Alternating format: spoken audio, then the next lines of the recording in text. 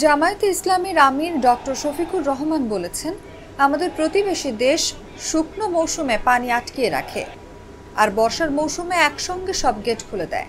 শুনে আসছি প্রতিবেশী দেশটি আমাদের সবচেয়ে বড় বন্ধু, কিন্তু তারা গ্রীষ্মে পানি না দিয়ে আমাদের দেশকে বানায় মরুভূমি আর বর্ষার সময় পানি ছেড়ে দিয়ে বন্যা উপহার দেয়।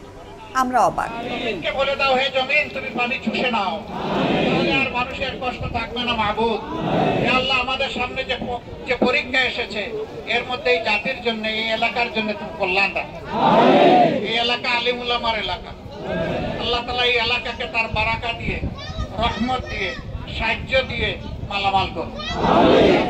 বৃহস্পতিবার বিকেল ৩টার দিকে লক্ষ্মীপুরের রামগতি উপজেলার পানিবন্দী দুর্গত বাসিন্দাদের মাঝে ত্রাণ বিতরণকালে এসব কথা বলেন তিনি।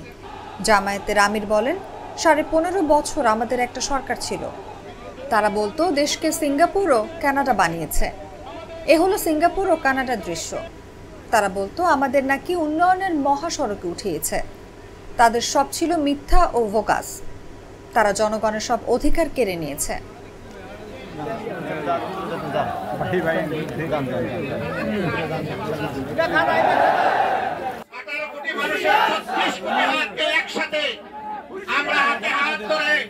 বাংলাদেশকে ইনশাআল্লাহ শান্তি, সমৃদ্ধি এবং অগ্রগতির দিকে আমরা এগিয়ে নিব ইনশাআল্লাহ। এই যাত্রায় আপনাদের সকলকে সহযাত্রী হিসেবে পেতে চাই।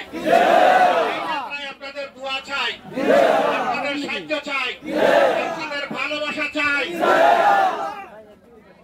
আমরা আজকে এসেছি মহান রবের দরবারে দোয়া করতে।